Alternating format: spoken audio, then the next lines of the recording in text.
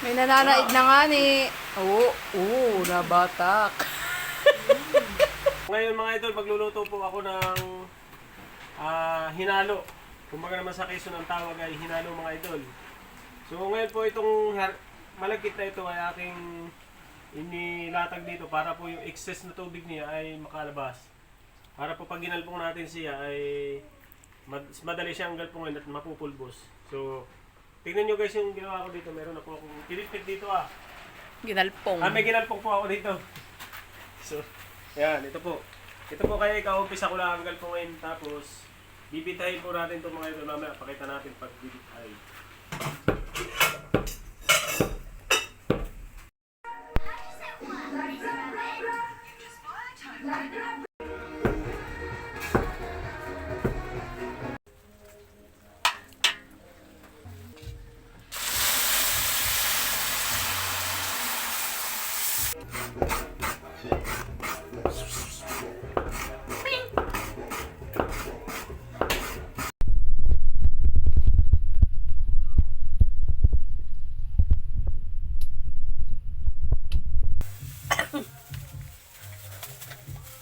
Madami nga ito. Napagami yung tabol na lang.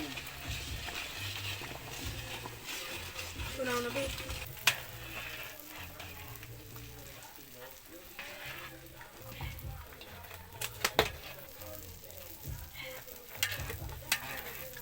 Masyadong malakas ang apoy. Pahinaan mo.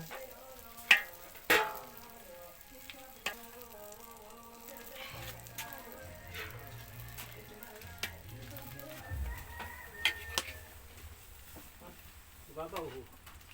Magandang malapad. Kahit sa buwan. Yan ko na.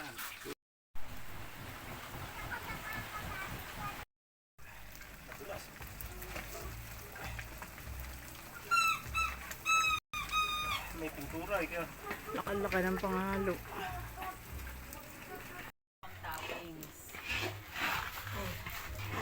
Doon.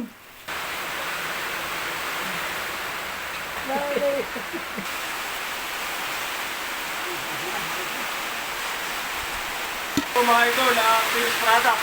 Madami-dami pinagkakanan. Ano nyo na ba? Luto nyo?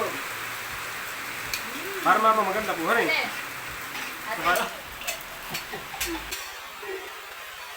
Nalaray naman eh. May topping. Oh, mayroon pang mani.